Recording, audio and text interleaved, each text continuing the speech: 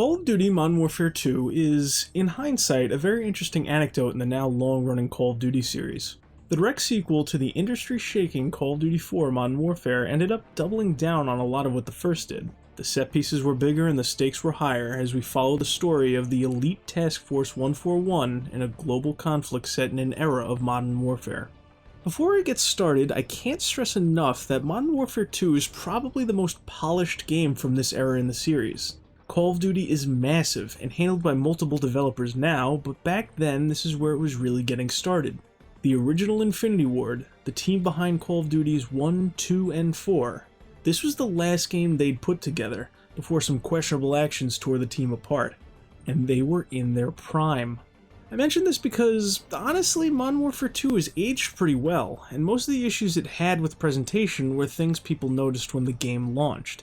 And because of the series using the same engine with minor tweaks along the way, were prevalent in most of the games in the series, in some cases worse. But I'm not here to talk about the intricacies of the game or its development, how it compares to the series or anything like that.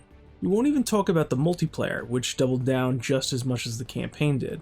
No, our focus today is just the campaign, as it is the only aspect of the game that was remastered and re-released, with the reasoning being that the developers did not want to risk changing the core experience players had become accustomed to in multiplayer. Whether or not I believe that, we are left with a remaster of one of the best stories in the series, one of which I highly recommend. Now, the remaster doesn't feature any changes to the script, even retaining the infamous No Russian mission. However, it does restore some small scenes that were left on the cutting room floor from the original, as well as extend other scenes to match, and in the unedited scenes, major improvements to facial animations, small gestures, and scene pacing were made. Without comparing every single change, I'll say that with the exception of a single mission, that I'll get to later, these restorative efforts were a net positive. Some scenes in the original stand out as ending abruptly or fading to black too quickly, and the remaster alleviates most of these.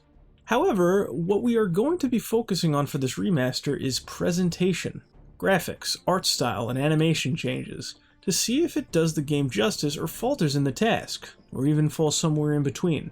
Because of the scope of our comparison, and the fact that the campaign is relatively short, well, this is going to be a pretty short list of mostly nitpicks, and questions of how the remaster respects the art style and intent of the original series.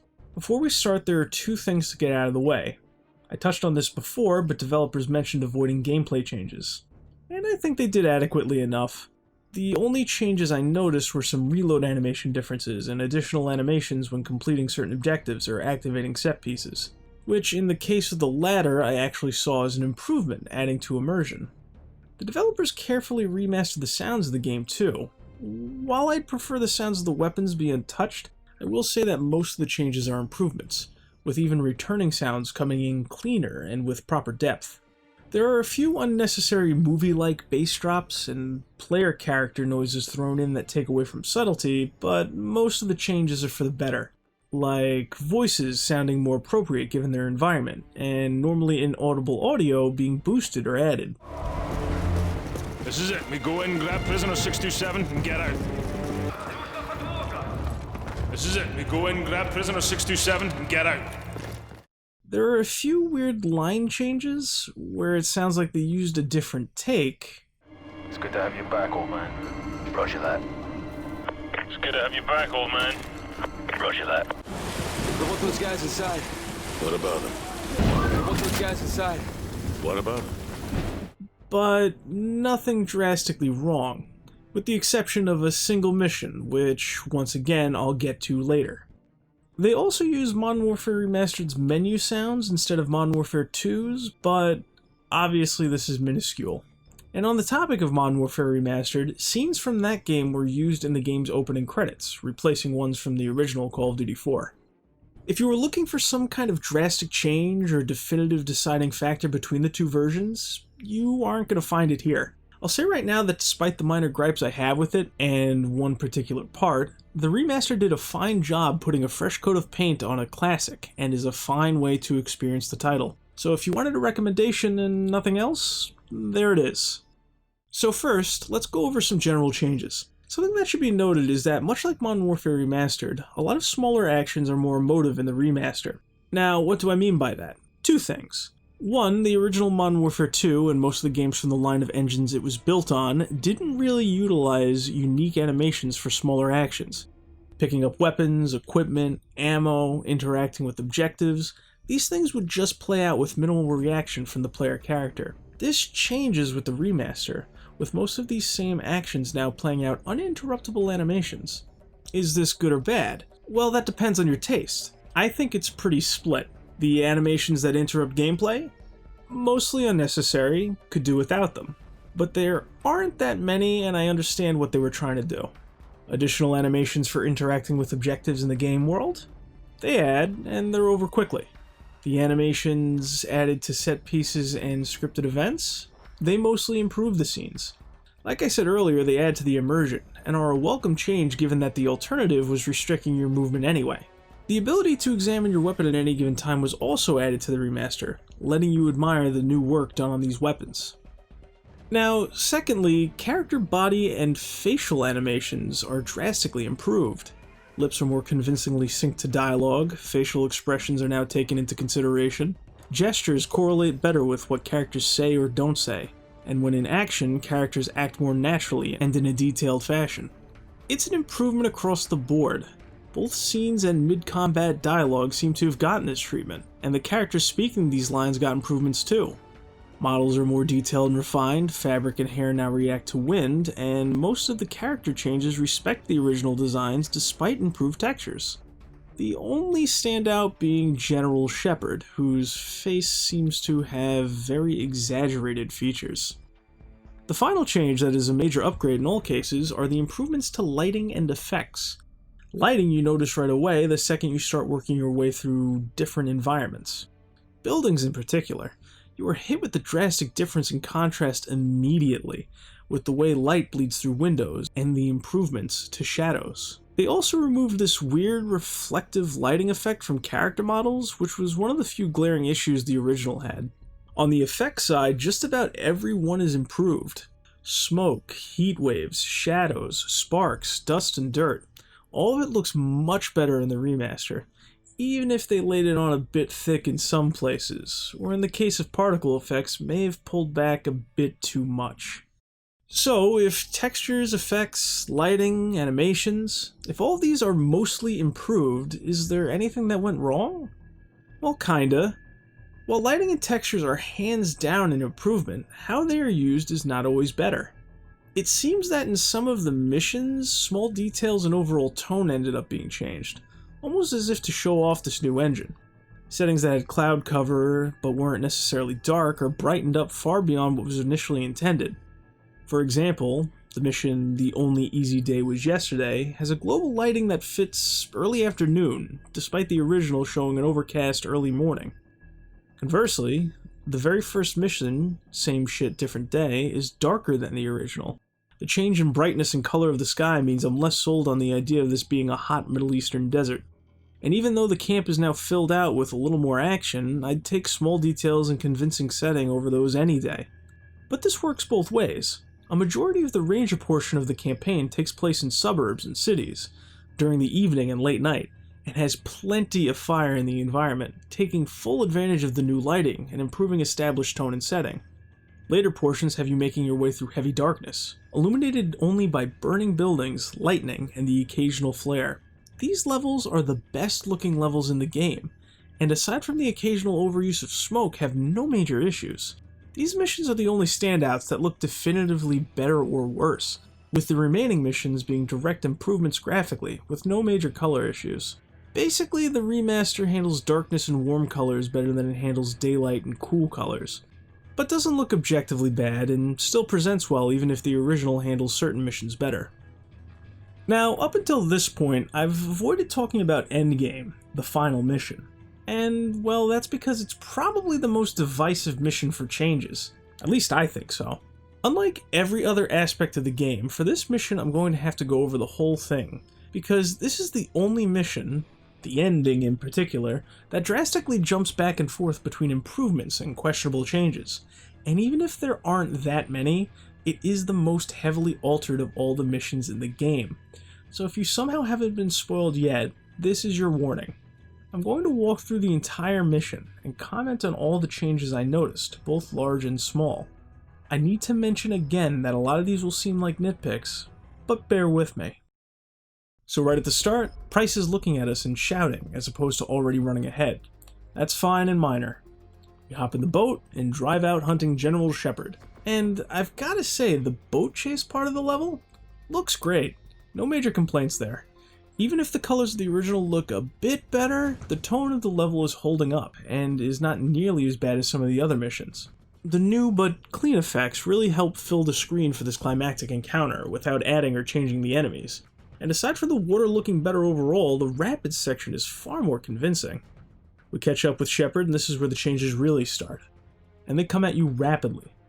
Shepard boards his chopper, and Price aims to take it down. In the original, it was 3 well-placed shots. In Remastered, it's 2 shots from his rifle and 1 from his grenade launcher. I suppose this is more realistic, though I would have opted for just improving the existing takedown. After that, the boat you're riding in goes over a cliff, and in each version, Price handles this differently. In the original, he braces himself.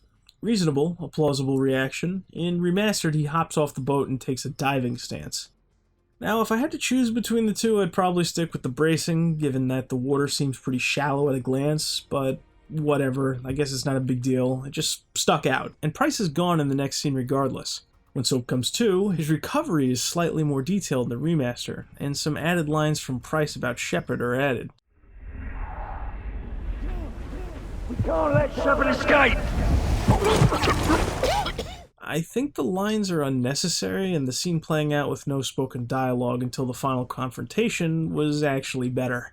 Making your way to the downed helicopter, the 2 surviving Shadow Company soldiers are still there, only if you choose to kill them in the remaster, there are some new execution animations. I didn't mention this earlier, but there are a handful of these executions in the rest of the game as well. It doesn't hurt the scene. These kills are optional anyway. At this point, however, you notice that the sandstorm really hasn't rolled in yet. In the original, visibility is low by the time you wake up. In the remaster, it doesn't really take effect until Shepard reappears, and if I look up, I can see a clear blue sky. This segment is better in the original. The dense sandstorm really adds. When you get to Shepard, he's more emotive. This is the one place I don't really think that helps. Him just standing there looking beat down is better for his dialogue and the following scene. But it's nice that Soap preemptively changes his stance, making the animation transition a little smoother when you go to attack him. Now this is where things get a little more drastic, and one of the situations with sound changes come back into play. I mentioned at the beginning that the sounds and how they were mixed were mostly improved throughout the remaster. This is the only point in the game that contradicts this. In the original, during the entire sequence, the oppressive sounds of the sandstorm were constant. The only time it falls to the background is when drowned out by music or the scene playing out. The music slowly getting louder and the sounds of our characters fighting catching your attention. But the remaster cuts most of the background noise off, the wind stopping about here. This also affects the end of the fight, with the noise of the struggle fading out at a certain point. For comparison, here's what you'd normally hear.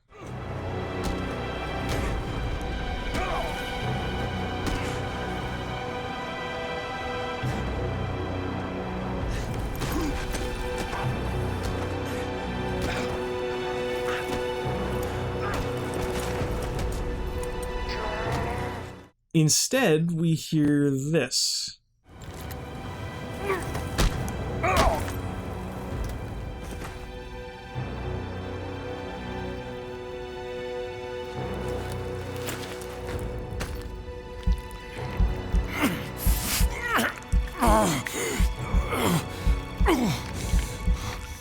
There's no other way to put it.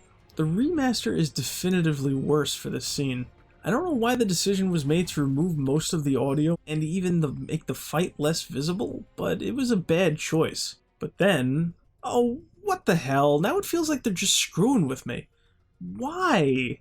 Come on, of all of the animations, you decide to alter this one the most?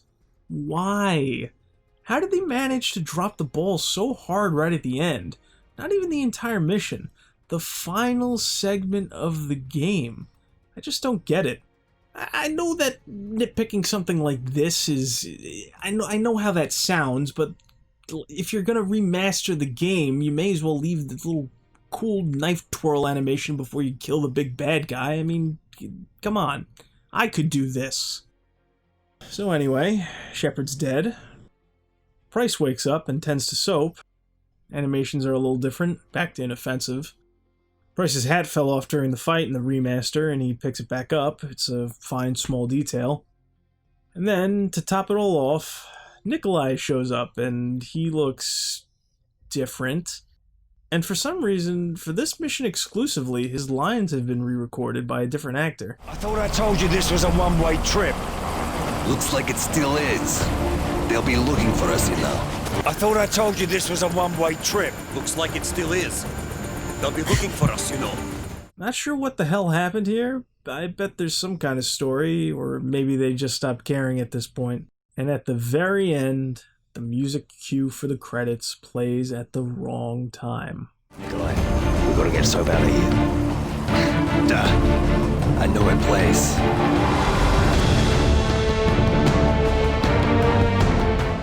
Nikolai, we gotta get Soap out of here. Duh. I know a place.